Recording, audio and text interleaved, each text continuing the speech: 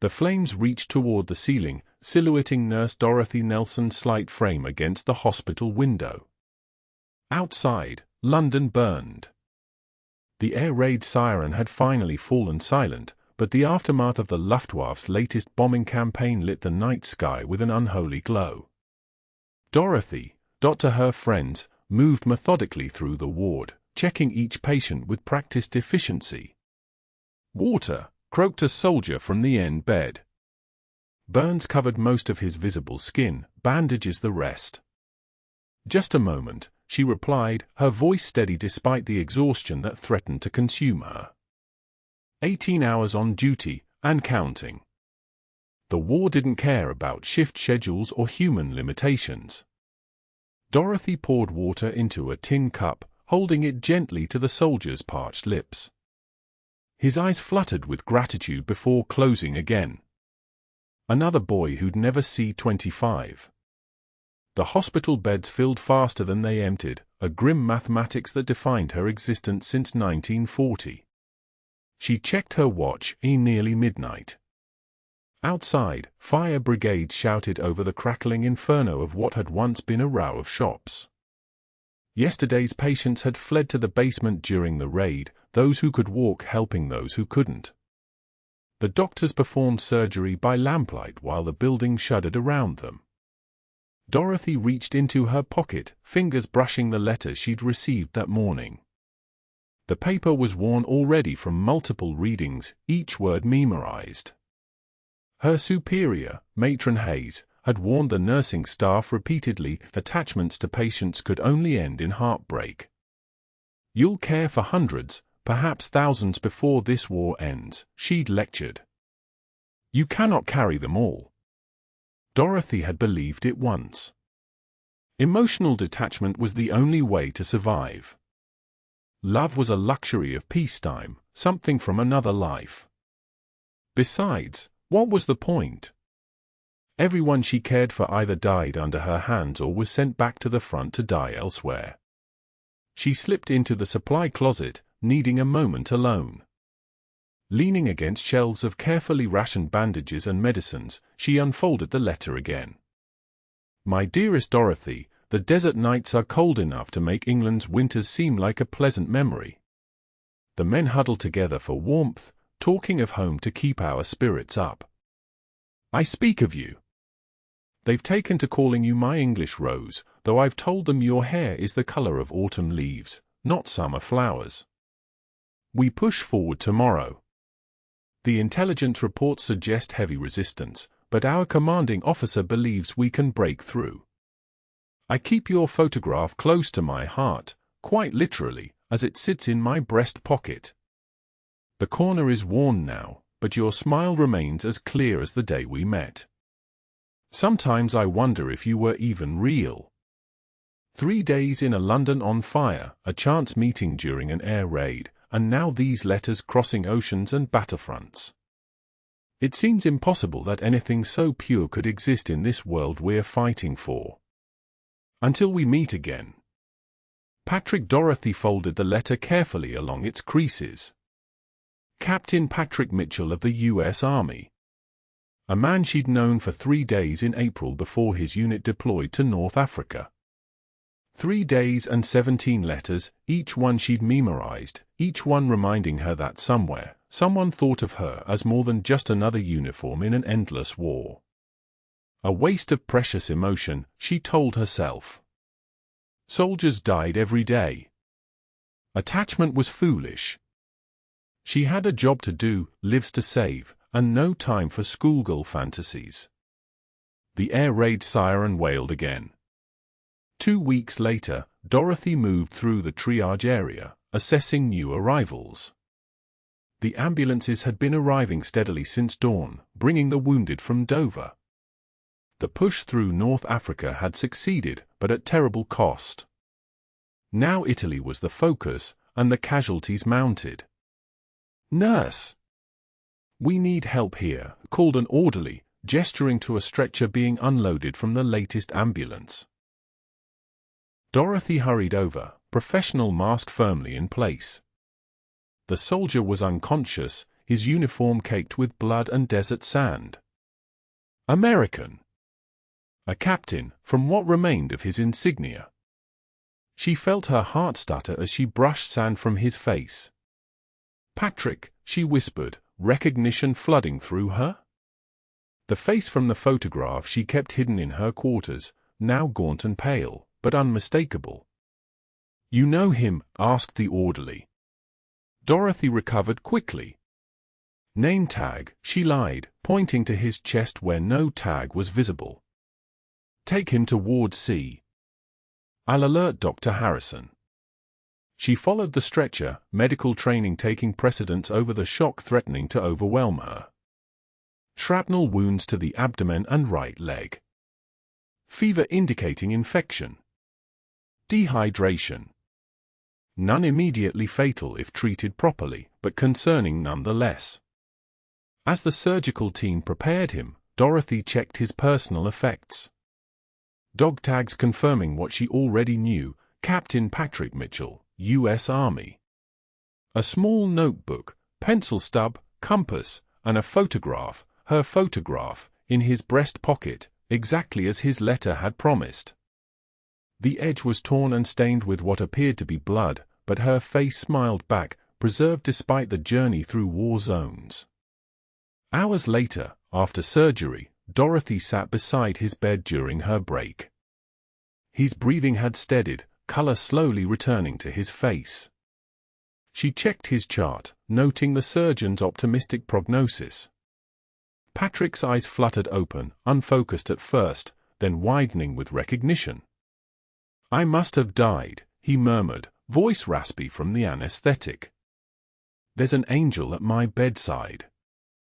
Captain Mitchell, you're at London General, Dorothy said formally, aware of other nurses nearby.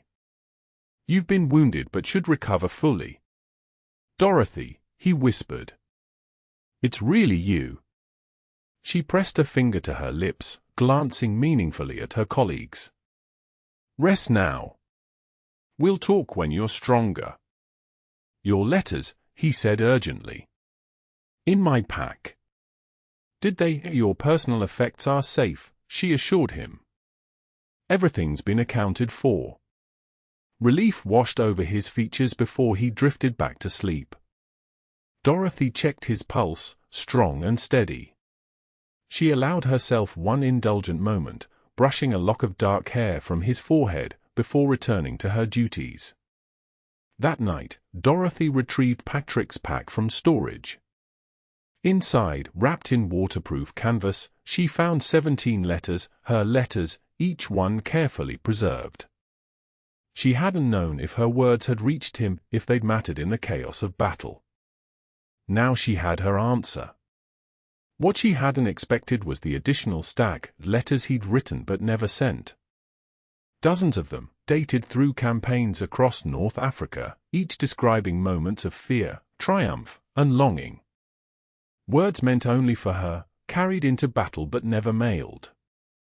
April 20th, 1943, outside Tunis. My dearest Dorothy, today we lost Thompson and Reynolds to a German ambush. Good men with photographs in their pockets just like mine. I wonder if this letter will ever reach you, or if it will be found on my body by someone like you, someone kind who will fold it neatly and send it home with my effects. Before the war, I believed duty was everything. Country, honor, the mission, nothing else mattered. Now I find myself questioning. Not the cause, Hitler must be stopped, but the cost. How many letters remain unsent? How many words unsaid? I keep thinking about that night in the underground station. The bombing was at its worst, and you were treating a child with a broken arm. You hummed to him while setting the bone. Moonlight Serenade, if I remember correctly. In the middle of hell, you created a moment of grace. That's what I fight for now. Not abstract ideals, but the possibility of moments like that one. The possibility of you. Always. Patrick. Dorothy wiped tears from her cheeks. She'd been so certain that emotional distance was the only way to survive this war. Yet here was evidence to the contrary, letters that had given a soldier purpose, that had carried him through battles and across oceans, eventually bringing him back to her. "You shouldn't be here," Dorothy whispered a week later, as she found Patrick standing outside the hospital garden, leaning heavily on a cane. His leg was healing, but he'd been ordered to remain in bed. "I needed air," he said simply. And a moment away from prying eyes. London's evening was surprisingly calm, the absence of air raid sirens almost disconcerting after years of constant alerts. In the distance, barrage balloons floated like strange sentinels against the twilight sky. "I read them," she admitted. "Your unsent letters." Patrick's expression shifted, vulnerability replacing the confident facade he maintained around the other patients. "I never meant, they were beautiful," Dorothy interrupted. "And I'm glad I found them." They stood in silence, the garden's damaged roses struggling to bloom despite the trampled earth and bomb craters. "I have orders," Patrick finally said. "Once I'm cleared for duty, I'm being sent to support the Italian campaign." Dorothy nodded, expecting nothing less. The brief reprieve of his presence had been a miracle in itself. "How long?"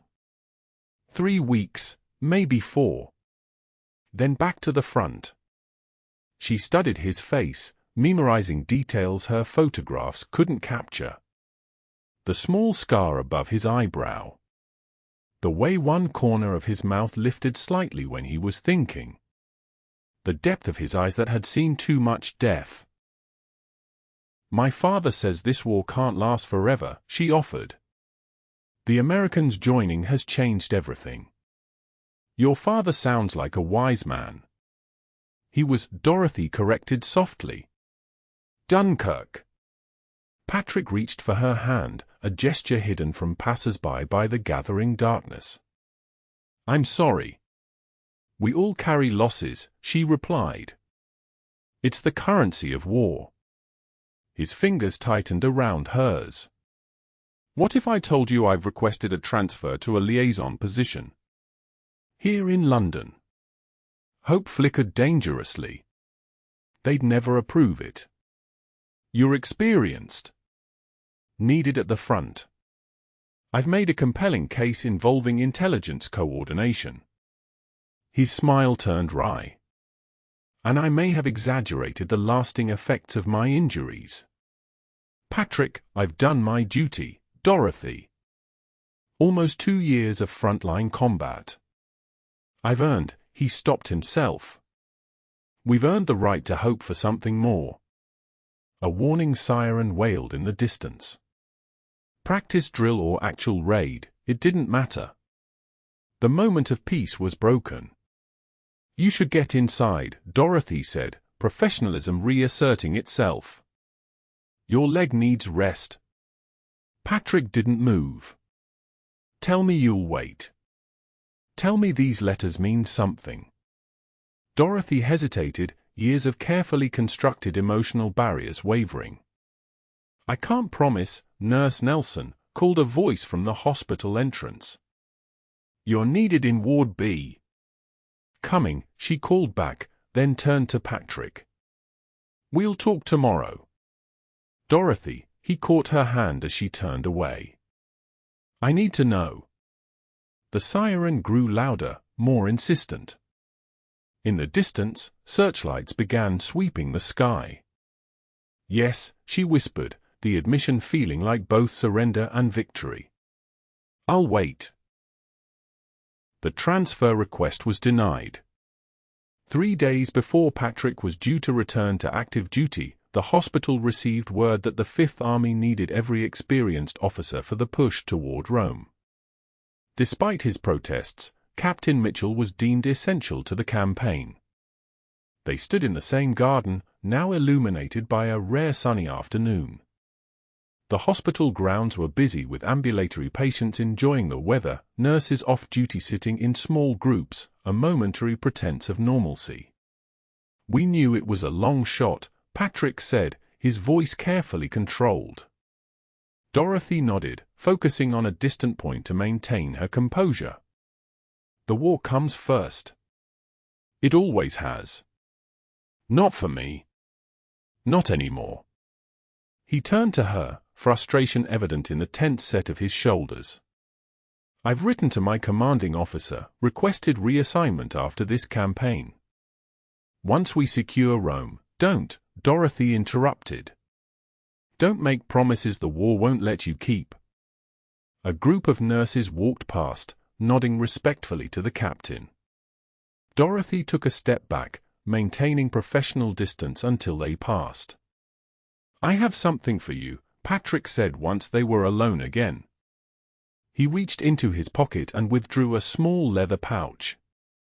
Open it later, when I'm gone. Dorothy accepted it, feeling the weight of something solid inside. You should save your gifts for when you return. Consider it insurance, he replied with a forced smile. A reason to come back. They both knew the statistics. The Italian campaign was grinding forward at tremendous human cost. Mountains, fortified German positions, and desperate resistance made each mile a battle of attrition. 2 days, she said. That's all we have left. Patrick glanced around, then took her hand, leading her toward the partially collapsed greenhouse at the garden's edge. Once hidden from view, he pulled her close, his lips finding hers with an urgency born of impending separation. Dorothy knew she should resist hospital regulations, professional boundaries, the danger of attachment, but found herself responding with equal fervor, her hands gripping the rough wool of his uniform. When they parted, breathless, she saw the same mixture of joy and pain in his eyes that she felt in her heart. A moment stolen from war, precious and fleeting. Write to me, he said. Even if you think I won't receive them. Write anyway. I will, she promised.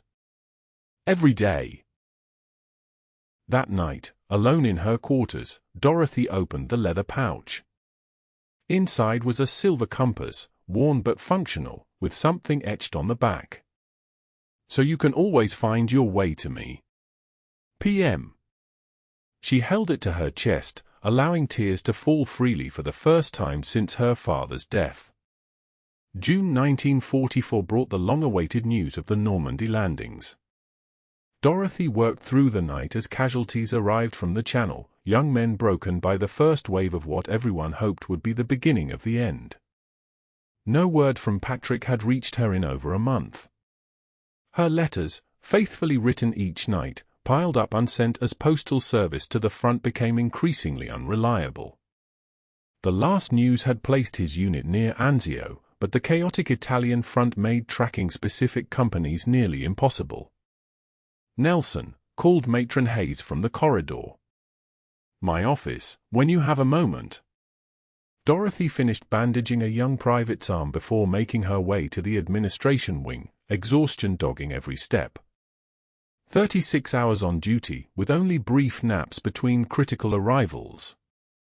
You wanted to see me, Matron? She asked, standing at attention despite her fatigue. The older woman's expression was uncharacteristically gentle. Sit down, Dorothy. A cold dread settled in her stomach as she obeyed. On the matron's desk sat a familiar object, Patrick's compass. This came for you, Matron Hayes said, sliding an official-looking envelope across the desk. Along with this? Dorothy stared at the envelope, unable to reach for it. How did you get his compass? It was in a package addressed to the hospital, with instructions to deliver it to you in the event of. The matron paused. Captain Mitchell made arrangements, it seems. With trembling fingers, Dorothy finally took the envelope. U.S. War Department letterhead. The paper inside was formal, detached. We regret to inform you that Captain Patrick Mitchell has been reported missing in action near Monte Cassino, Italy, as of May 17, 1944. The words blurred. Missing, not confirmed dead. a distinction that offered the cruelest form of hope. His resourceful, Dorothy said, voice hollow. He could have been captured. Or helping with the resistance. The area is chaotic, reports are often wrong, Dorothy, Matron Hayes interrupted gently. Captain Mitchell's commanding officer included a personal note. She slid another, smaller envelope forward. I believe he wanted to spare you false hope.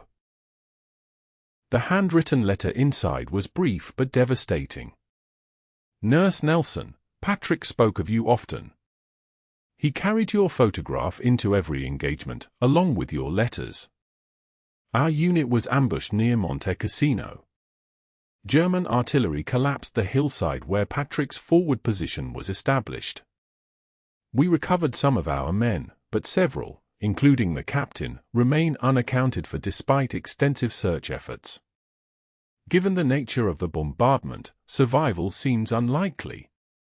He asked me to ensure his personal effects reached you should anything happen.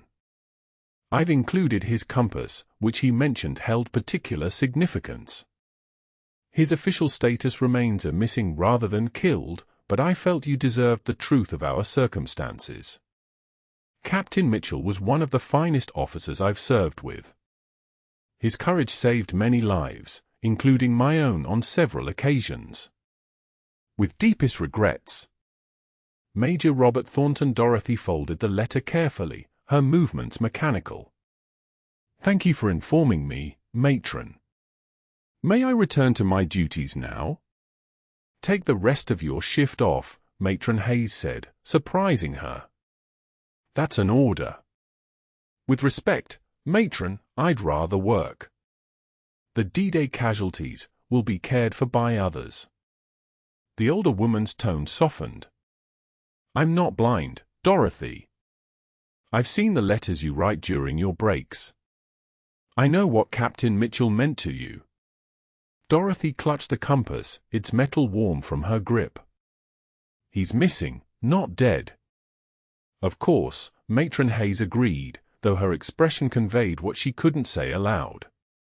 Take the compass and get some rest. We'll need you at your best tomorrow.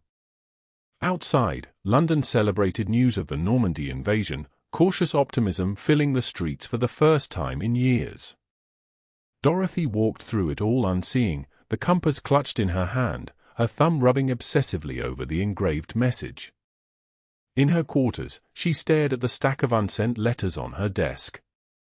Each one a conversation with a man who might never read them. Each one evidence of her broken rule, never become attached. She should burn them, she thought. Accept the likelihood of his death and move forward. The practical choice. The sensible choice. Instead, she took out a fresh sheet of paper and began to write again. My dearest Patrick, they tell me you're missing. Not dead, missing. I choose to believe the distinction matters.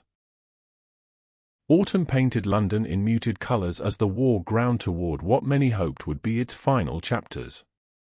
Paris had been liberated, Allied forces pushed steadily toward Germany, and for the first time in years, victory seemed not just possible but inevitable. Dorothy continued writing her letters, though she no longer pretended they would reach their intended recipient. They became a diary of sorts, a way to process the ongoing horror and occasional joy of hospital work as the tide of war turned. In late October, Dorothy was reassigned to a recovery facility in the countryside, where long-term patients convalesced away from London's lingering air raid dangers. The manor house had been converted hastily when war broke out, its grand rooms now filled with hospital beds, its gardens providing therapeutic work for recovering soldiers. Fresh air will do you good, Matron Hayes had told her during the reassignment briefing. You've been in London too long. Your performance remains exemplary, but I'm concerned about your well-being. Dorothy had accepted the transfer without argument. London held too many memories now, each street corner and underground station haunted by moments shared with Patrick during those brief, precious days. The countryside posting proved a welcome change. The rhythm was different, less urgent crisis and more steady rehabilitation. Dorothy found herself able to form connections with patients who stayed for weeks or months, watching their progress in a way London's revolving door casualties had never permitted. She kept Patrick's compass in her pocket always, a talisman against forgetting. At night, she continued her letters, filling pages with observations about her new assignment, the changing war news, and the persistent ache of his absence. On a crisp November afternoon, Dorothy was supervising a group of ambulatory patients in the garden when the facility administrator approached. "Nurse Nelson, you have a visitor," she said. "I've directed him to the east parlor." Dorothy frowned. "A visitor? There must be some mistake. I don't know anyone who would." He was quite insistent, the administrator interrupted. "An American officer. He mentioned having traveled some distance." Hope flared so violently that Dorothy nearly stumbled. She steadied herself against a nearby bench, practical sense warring with desperate wishes. "Not possible," she murmured. "They would have notified me if—" "Shall I tell him you're indisposed?" the administrator asked, concerned by her reaction. "No," Dorothy said quickly. "No, I'll go. Nurse Williams can take over here." She walked toward the manor house, each step measured to prevent herself from running. False hope, she warned herself. Perhaps news of Patrick's remains being recovered. Or a comrade delivering a final message. She must not expect the impossible. The East Parlor had once been a formal receiving room but now served as a reading area for recovering officers. As Dorothy entered, she saw a man standing with his back to her, looking out the tall windows toward the autumn garden. American uniform, captain's bars on his shoulders. Thinner than she remembered, leaning slightly on a cane. "May I help you?" she asked, her voice barely audible. He turned, and the world tilted beneath her feet. Patrick's face was gaunt, a new scar running along his jawline, but his eyes, those eyes she'd memorized, lit with recognition. "Dorothy," he said simply. She stood frozen, disbelieving. "They told me you were missing." "Presumed dead." "I was," he confirmed, taking a tentative step toward her. "For 3 months, I was." "How?" she whispered. "The artillery collapsed our position," as Major Thornton wrote. "I was trapped with 2 others in what remained of a shepherd's cellar beneath the rubble. When we finally dug out, we found ourselves behind enemy lines." He moved closer, his limp more pronounced than before.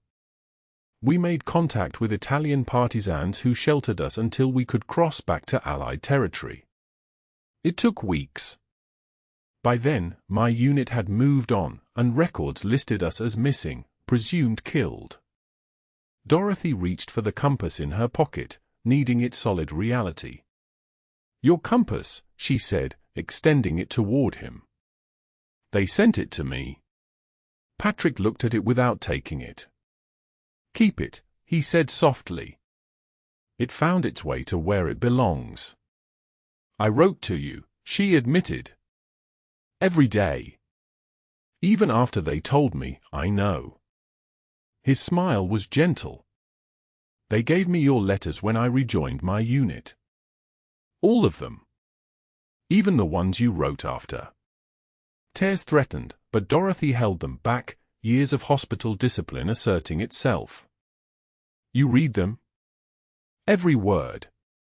He closed the remaining distance between them, close enough now that she could see the new threads of silver at his temples. "They're what brought me here." "Your duty is finished," he interrupted firmly. "My tour is complete. After they found me, the army decided I'd done my part. Medical discharge." He gestured to his leg. "The German artillery left its mark. I'll never run marathons, but I can still walk to what matters most." Dorothy's professional resolve finally cracked. She stepped forward, hands touching his face as if to convince herself he was real. "I thought I'd lost you," she whispered, tears flowing freely now. "I thought." Patrick's arms encircled her, solid and warm and impossibly present. "I made you a promise," he murmured into her hair. "I found my way back." When they finally separated, Dorothy wiped her tears, embarrassed by the display. "What happens now?" she asked. "You'll return to America?" "Eventually," he acknowledged. "But not alone." He reached into his pocket, withdrawing a small box. "I had this with me in Italy. Carried it since London, waiting for the right moment." Dorothy stared at the box, understanding dawning. "Patrick." "I've seen enough of war to know what matters," he said, opening it to reveal a modest diamond ring. "Life is too short and too precious to waste on uncertainty." Through the window behind him, Dorothy could see her patients in the garden, each one bearing physical and emotional scars from a war that had consumed years of their lives. Some would never fully recover. All were changed forever. She thought of her rule: never become attached, never allow emotion to cloud duty. A rule that had protected her from pain but also prevented her from fully experiencing what made life worth defending. "Yes," she said, meeting his gaze with newfound clarity. "Whatever you're asking, yes." Patrick laughed, the sound transforming his battle-worn face. "I haven't actually asked yet." "Then ask," she challenged, a smile breaking through her tears. "But no, I've already answered." He took her hand, the one still holding his compass. "Dorothy Nelson, will you marry me? Will you come to America when this war finally ends and build a life with me?" "Yes," she repeated, closing her hand around both the compass and his fingers. "I will." Outside, an ambulance arrived with new patients, the war's work continuing despite personal miracles.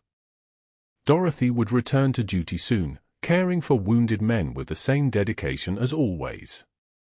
But something fundamental had shifted. The emotional wall she'd built had crumbled completely, revealing not weakness but strength in their absence. Patrick leaned forward, sealing their promise with a kiss that tasted of homecoming.